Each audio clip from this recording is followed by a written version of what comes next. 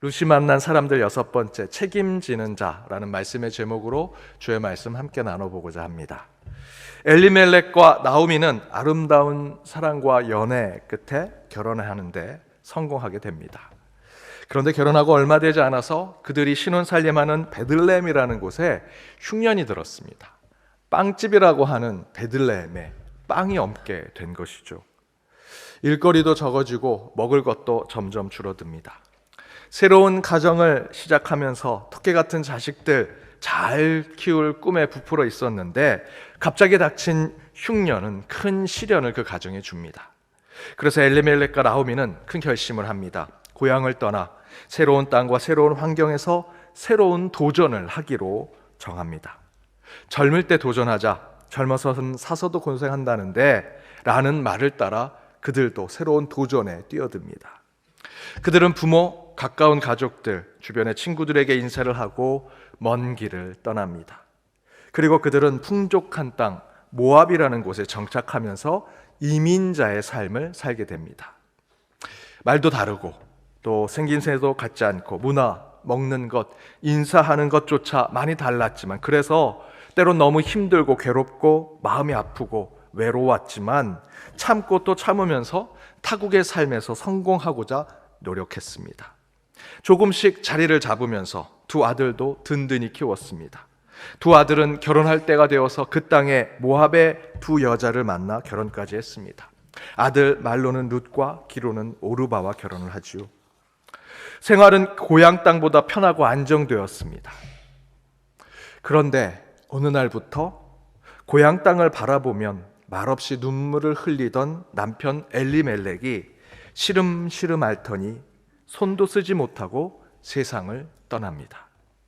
마지막까지 고향 땅 베들레헴에 가고 싶다고 했지만 약속을 지켜주지 못한 채 떠나보내게 된 것입니다. 그런데 남편 엘리멜렉이 그렇게 황망하게 세상을 떠나더니 두 아들도 병이 들어 그 아버지의 길을 쫓아갑니다. 남편과 두 아들을 잃은 나오미는 인생 무상을 느끼게 됩니다. 자신의 이름이 기쁨이란 뜻인데 그 이름대로 살려고 다른 나라까지 와서 아둥바둥 죽어라 고생했는데 진짜 남편과 두 아들이 죽는 모습을 보면서 탄식하며 나오미는 하나님께 이렇게 외칩니다. 저는 이제 기쁨이 아니라 인생의 쓴맛을 본 마라라고 불러주십시오. 그런데 나오미 앞에는 피 한 방울 섞이지 않은 두 며느리 오르바와 룻이 덩그러니 남아있게 됩니다. 나오미는 그들에게 말합니다. 너희도 떠나라. 더 좋은 곳으로 떠나라 합니다. 하지만 그들도 정작 과부가 되어서 어디에도 갈 수 없는 상태가 되었습니다. 혹시나 하는 마음에 나오미의 배, 시어머니의 배만 쳐다봅니다. 그래서 나오미는 소리칩니다. 하나님이 내 경수를 끊으셨다. 내가 너희에게 형사취수법 율법에 따라 셋째 아들을 너희에게 줄 수 없다. 아니, 내가 아들을 너희에게 줄 수 없는 것뿐만 아니라 나는 너희에게 아무것도 해줄 수 없다. 나는 아무것도 아닌 자다. I am nothing. 나는 무력한 자이니 나를 떠나라. 그러자 오르바는 떠났지만 룻은 어머니의 고향이 나의 고향이 되고 어머니의 하나님이 나의 하나님이 됩니다 라는 고백과 함께 나오미 곁에 남게 됩니다. 자기 곁에 남아준 룻이 고맙기는 하지만 아무것도 해줄 수 없는 자신의 처지를 보면서 더욱 자신을 마라, 인생의 쓴맛을 본 자의 이름대로 살아갑니다. 그리고 그 둘은 그렇게 떠난 고향 땅으로 돌아옵니다. 그러나 여전히 그들은 가난합니다. 먹을 것도 없고 손에 쥐어진 것도 없습니다. 그래서 기력이 조금 더 있는 룻이 어머니 대신에 밭에 나가 이삭을 줍습니다. 그런데 그곳에서 룻은 보아스라는 사람을 만납니다. 그리고 보아스는 우연인지 필연인지는 모르게 룻에게 관심을 갖고 룻을 지켜줍니다. 또한 떠날 때는 룻에게 보리 한 에바를 짊어져 보냅니다. 보리 한 에바는 그냥 단순한 호의와 도움이 되는 것이 아닙니다. 보아스는 드러내지 않고 감추어져 있는 선대와 은혜를 룻에게 베푸는 것이죠. 그렇게 드러난 보아스의 모습을 통해 나오미는 숨겨진 하나님의 뜻을 보게 됩니다. 그리고 나오미는 룻과 보아스의 숨겨진 하나님의 섭리와 계획을 밝히 드러내고 그것을 성취하기 위해 새로운 만남을 만들고 준비해 갑니다. 그래서 시어머니 나오미는 오늘 본문 1절에서 이렇게 이야기합니다. 오늘 1절 말씀을 함께 읽어보겠습니다. 룻의 시어머니 나오미가 그에게 이르되 내 딸아 내가 너를 위하여 안식할 곳을 구하여 너를 복되게 하여야 하지 않겠느냐. 이 구절에서 핵심은 내 딸아 내가 너를 위해서라고 하는 구절입니다. 앞에서 제가 스토리텔링처럼 룻과 나오미가 고향 땅에 돌아와 룻이 우연처럼 보이는 하나님의 필연으로 보아스를 만나게 될 때까지의 이야기를 전해드렸습니다. 그리고 그 만남 속에 하나님의 감추어진 하나님의 헤세드, 하나님의 긍휼, 하나님의 자비, 하나님의 은혜, 하나님의 그 사랑을 밝히 깨닫게 되죠. 그렇게 룻과 보아스가 만나는 그 만남 속에 숨겨진 하나님을 만난 이 나오미의 심정이 바뀌게 됩니다. 변하게 됩니다. 나오미는 룻을 생각할 때 혹 데려갔다가 혹 붙여 온 꼴이 된 것처럼 생각했을지도 모릅니다. 과부가 된 두 여자가 함께 산다고 세상에 기쁨이 더 넘치고 소망으로 그들의 삶이 변하겠습니까? 그렇지 않죠. 그저 인생의 쓴맛을 본 마라의 인생은 고향 땅에 와도 전혀 변화가 없습니다. 그런데 나오미는 룻이 보아스를 만나고 비가 오지 않는 이 가뭄의 땅에 저 멀리서 작게 피어오르는 손바닥만한 구름을 본 것입니다. 엘리야 선지자처럼 그 가뭄의 땅에 저 멀리에 하나님께 기도했더니 손바닥만한 구름을 본 것이죠. 그러나 그 구름은 조금씩 부풀어 올라서 그 가뭄 땅에 빛을 내리게 된 것처럼 나오미도 그 생각을 하게 됩니다. 그리고 그 안에 감추고 숨겨진 하나님의 섭리를 깨닫고 나오미는 그 심정이 변하게 됩니다. 전에는 억색에 재수가 없어서 죽은 아들의 며느리를 고향 땅까지 데리고 온 노망난 노인처럼 자신이 생각했는지는 모르지만 이제 나오미는 룻에게 인생의 멘토가 되기로 결심하고 룻의 삶을 책임지는 그의 삶에 복을 주는 자가 되기로 마음을 먹습니다. 그 결단의 표현이 바로 앞에서 함께 읽었던 1절 말씀에 내 딸아 내가 너를 위하여 마지막 구절에 복되게 해야 하지 않겠느냐, 내가 이제 너에게 복을 주는 자가 되어야 되지 않겠느냐라고 얘기하는 것이죠. 그 전까지 나오미는 룻을 절대로 호의적으로 보지 않았습니다. 자신의 삶도 그렇게 허망한 삶을 살고 있는데 어떻게 아무리 며느리라도 그에게 뭐가 줄 수 있겠습니까? 그런데 룻과 보아스의 만남 속에 숨겨진 감추어진 하나님의 섭리를 본 후에 나오미는 변하게 됩니다. 그렇다면 왜 나오미는 룻의 인생을 책임지는 자의 삶을 결단하게 되었을까? 그 이유는 앞에 말씀드렸던 대로 그의 비참한 인생 속에서도 나오미는 여전히 자신을 사랑하시는 그 숨겨져 있고 감추어져 있는 하나님의 헤세드를 발견했기 때문입니다.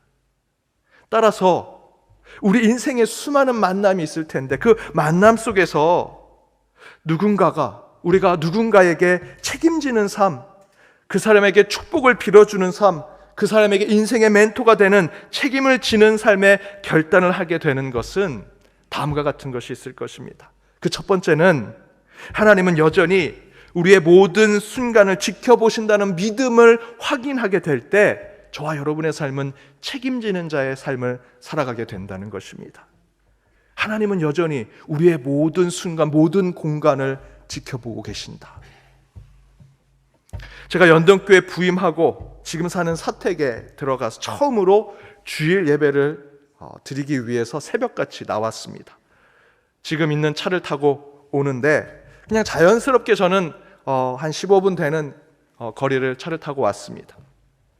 그리고 도착해서 사무실에 올라가려고 하는데 제 차 뒤에 막 쫓아온 우리 성도님의 차가 있었습니다. 그 차에서 한 분이 내리시더니 제게 이렇게 묻습니다. 새로운 목사님이시죠? 예. 제가 목사님 사택 근처에서 우연하게 목사님 차 뒤를 쫓아가게 되었는데요. 목사님 운전하시는데 100점이십니다. 주변에 차도 없는데 신호도 다 지키시고 속도도 다 지키시고 그렇게 오시는 거 보니까 목사님 정직하시고 또 그 모든 것이 100점 같으시네요. 제가 그 이야기에 예 감사합니다 라고 인사하고 돌아와 올라오는데 가슴이 철렁 내려앉았습니다. 하나님이 사방에서 나를 지켜보는 것뿐만 아니라 연동교회 성도가 나를 지켜보고 있구나. 그런데 그날따라 사택에서 제가 첫 출근하면서 제가 오늘 처음으로 예배 드리러 가는데 가능하면 천천히 또 안전하게 가야지 하는 마음으로 왔습니다. 물론 삶의 작은 에피소드처럼 여러분께 말씀드리지만 사실 그때 저는 자연스럽게 제가 그렇게 운전하고 왔지만 그 성도님을 만난 후에 제 생각은 완전히 바뀌게 되었습니다. 그 경험은 제겐 큰 결단을 하게 만들었습니다. 어느 순간 어느 곳에서도 늘 연동교회 목사로서 하나님의 종으로서 행동하고 말하는 자가 되어야겠구나. 누가 보든 누가 보지 않던 하나님의 사람으로서 내 행동과 내 말에 책임지는 자가 되어야겠다라고 결심했습니다. 이건 여러분 저만 결심할 것이 아니라 여러분도 동일한 결심을 하셔야 하는 겁니다. 나오미는 밑바닥까지 떨어진 인생이지만 룻과 보아스의 만남 속에서 우연처럼 꾸며진 하나님의 섭리를 깨닫고 하나님은 끝까지 우리를 사랑하시는구나, 마지막까지 나를 지켜보시는구나 하는 진리 가운데 책임을 다하는 인생을 살게 되지요. 사랑하는 여러분, 오늘 양복 잘 차려입고 교회 온다고 좋은 옷 입고 사람 보이는 곳 앞에서 잘하는 것 물론 중요합니다. 하지만 진짜 중요한 것은 아무도 보지 않는 곳에서 진실되고 거짓 없는 행동과 말을 하는 것이 더 중요합니다. 그래서 누구도 보지 않지만 오직 하나님만이 나를 지켜보신다는 마음으로 어느 자리 어느 때든지 책임 있는 자의 삶을 살아간다면 그런 여러분의 삶은 하나님이 기뻐하시는 삶이 될 것이고요, 세상 사람도 여러분의 삶을 인정하게 되리라 저는 믿습니다. 그렇게 보이지 않는 곳에서 겉과 속, 말과 행동이 동일한 책임 있는 삶을 살아 하나님이 주시는 진짜 복을 받는 저와 여러분, 연동의 모든 권속들 되시길 주님의 이름으로 축복합니다. 두 번째, 우리의 인생의 수많은 만남 속에서 하나님과 세상 앞에 책임지는 삶을 결단하게 되는 것은 우리 인생의 시계는 하나님의 시간대로 흐른다라는 것을 깨닫고 순종할 때 책임지는 자의 삶을 살아가게 된다는 것입니다.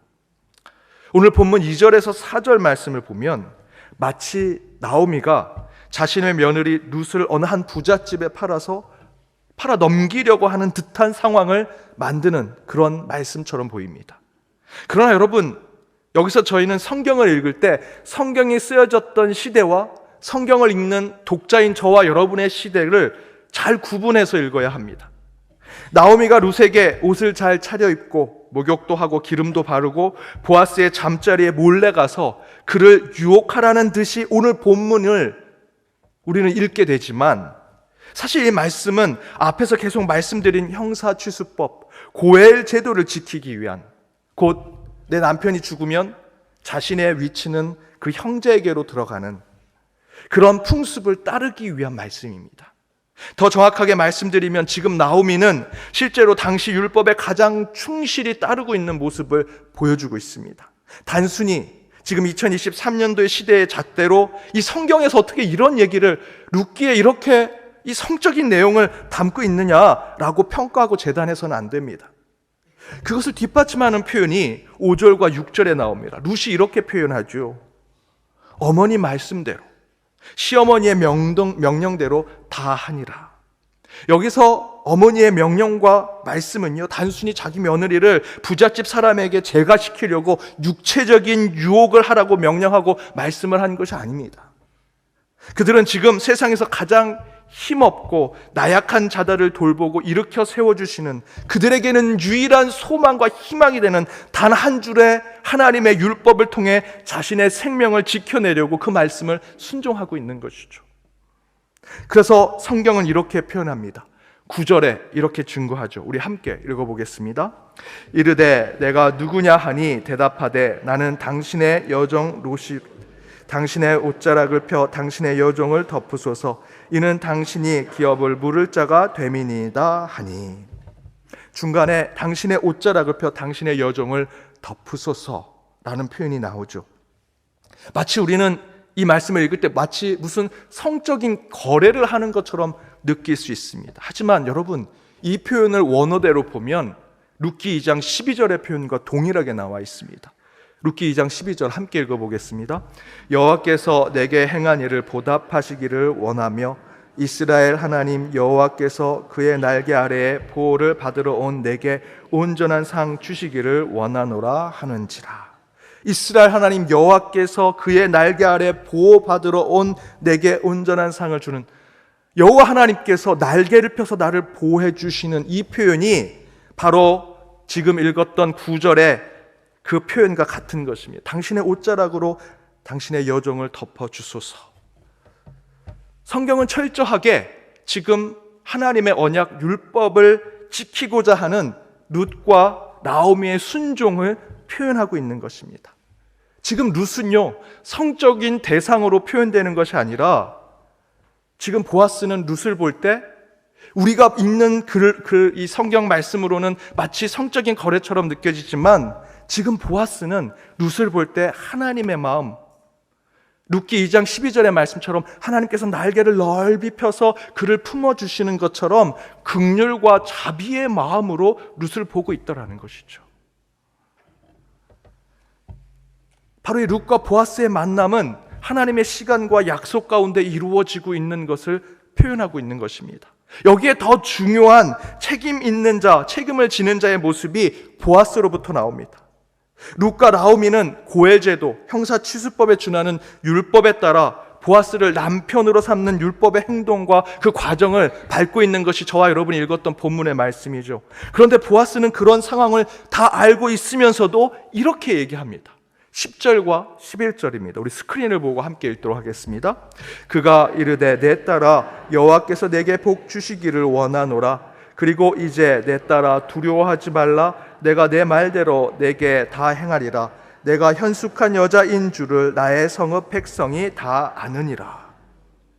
10절에서 보아스가 룻에게 그 하나님이 날개를 넓히 펴서 그들을 품어주시는 것처럼 룻을 그렇게 보고 있지요. 그런데 그 보아스가 룻에게 10절에서 뭐라고 얘기하냐면 복을 주겠다라고 얘기합니다. 하나님께서 내게 복을 주기 이 복은요, 앞에서 아까 읽었던 1절에 나오미가 룻에게 내가 이제 너에게 복을 주겠다라고 하는 그 표현과 똑같습니다. 나오미도 보아스도 룻을 향한 마음은 복을 주고자 하는 마음을 갖고 있었다라는 것이죠. 보아스가 룻을 바라보는 마음이 젊은 한 과부가 나를 지금 유혹하는구나 라고 하는 생각을 갖고 바라보는 것이 아닙니다. 보아스도 룻의 시어머니 나오미와 같은 하나님의 긍휼과 자비, 헤세드의 마음으로 룻을 바라보고 있는 것이죠. 그러면서 10절에서 무엇이라 얘기합니까? 11절에 두려워하지 말라라고 얘기합니다. 여러분, 룻의 입장으로 한번 생각해 보십시오. 지금 있는 말씀이 무슨 성적인 표현이라고 생각하지 마시고 룻의 입장에서 지금 룻이 과부가 됐습니다. 가난합니다. 아무것도 가진 게 없습니다. 그러나 율법에 따라서 자신의 가까운 친족에게 자신의 정체성이 결정됩니다. 그런데 보아스가 그런 가까운 자 친족입니다. 그래서 나오미는 그 율법에 따라 그의 침상에 룻을 보냅니다. 룻의 입장에서 아무리 그것이 율법이라도, 아무리 그것이 하나님의 뜻하신 거라도 얼마나 마음이 힘들겠습니까? 인간적으로 내가 과부인데 세상 사람들이 나를 해픈 여자로 보지 않을까? 쉽게 보는 여자로 보지 않을까? 라는 생각에 얼마나 마음이 무너지고 힘들고 괴롭겠습니까? 그런 룻의 모습을 보면서 보아스는 이렇게 얘기합니다. 두려워하지 말라. 두려워하지 말라. 그리고 보아스는 룻에게 이렇게 얘기합니다. 내가 현숙한 여자인 줄을 나의 성읍 백성이 다 아느니라. 너가 인간적으로 마음이 무너지고 괴롭고 힘들겠지만 걱정하지 마라. 하나님은 너를 넓은 날개를 품어 안아주실 것이고 세상 사람들도 너가 현숙한 여자인지를 알 것이다. 여러분, 과부에게 이런 격려와 사랑이 얼마나 힘이 되겠습니까? 그리고 나서 보아스는 이렇게 증거하죠. 이 구절이 매우 중요합니다. 우리 12절과 13절 말씀입니다. 길지만 함께 읽겠습니다. 참으로 나는 기업을 물을 자이나 기업 물을 자로서 나보다 더 가까운 사람이 있으니 이 밤에 여기서 머무르라. 아침에 그가 기업 물을 자의 책임을 내게 이행하려 하면 좋으니 그가 그 기업 물을 자의 책임을 행할 것이니라. 만일 그가 기업 물을 자의 책임을 내게 이행하기를 기뻐하지 아니하면 여호와께서 살아계심을 두고 맹세하노니 내가 기업 물을 자의 책임을 내게 이행하리라. 보아스가 뭐라고 얘기합니까? 기업 물을 자가 따로 있다는 겁니다. 그러면서 13절에 만약 그가 율법을 지키길 원하지 아니한다면 내가 살아계신 하나님께 맹세하노니 내가 그 책임을 내게 하겠다. 여러분, 지금 보아스는요, 자신이 결정하고 자신이 판단하고 자신이 정한 대로 행동해도 누가 뭐라 할 사람이 아닙니다. 룻이 지금 침상 안에 있는데 그러면 그냥 룻을 자신의 아내로 삼아도 아무 문제가 될 수 없습니다. 그러나 그는 그렇게 하지 않습니다. 보아스는 우리 인생의 시계는 하나님의 시간대로 흐르는 것을 그는 잘 알고 있는 자였습니다. 그래서 그는 하나님의 때가 있고 하나님의 타이밍이 있음을 알고 있는 자죠. 따라서 보아스는 세상에서 그에게 주어진 칼과 권력과 자유를 마음대로 사용하지 않습니다. 하나님의 시간을 기다리고요, 하나님의 뜻을 숙고하고 깊이 묵상합니다. 자신에게 주어진 지위, 자신에게 주어진 권력, 그래서 마음대로 사용할 수 있는 자유를 인간으로 사용하는 것이 아니라 하나님의 시간, 하나님의 뜻에 맞춰 사용하다라는 것이죠. 바로 그런 모습 가운데 진정으로 삶을 책임지는 자의 모습이 나타나고 있는 것입니다. 하나님의 때를 기다리고 하나님의 시간을 존중하는 사람은 자기 자신을 비롯해서 다른 사람들과 세상의 모든 것에 대해서 믿는 자로서 책임지는 인생을 살아가게 된다라는 것입니다. 노아가 100년 동안 방주를 짓는 과정에 얼마나 수많은 사람들이 비웃고 조롱을 했겠습니까? 그렇다고 노아가 그들과 싸우고 다투었다 성경엔 기록되어 있지 않습니다. 그저 기다리고 참고 인내했습니다. 하나님의 때를 아는 자는 결코 자신의 삶의 자리를 흐트러 놓지 않습니다. 하나님의 시간이 내 인생의 시간이라 확신하는 자는 절제하고 경건하고 거룩하며 책임을 지는 삶을 살아간다라는 것이죠. 사랑하는 여러분, 보아스가 그런 하나님의 시간을 살아 모든 순간 모든 사람 앞에 최선을 다하고 책임을 다하는 자의 삶을 살았습니다. 그런 보아스의 삶, 보아스의 신앙이 저와 여러분의 삶과 신앙이 되어야 할 것입니다. 우리 인생은 하나님의 시간 속에 있습니다.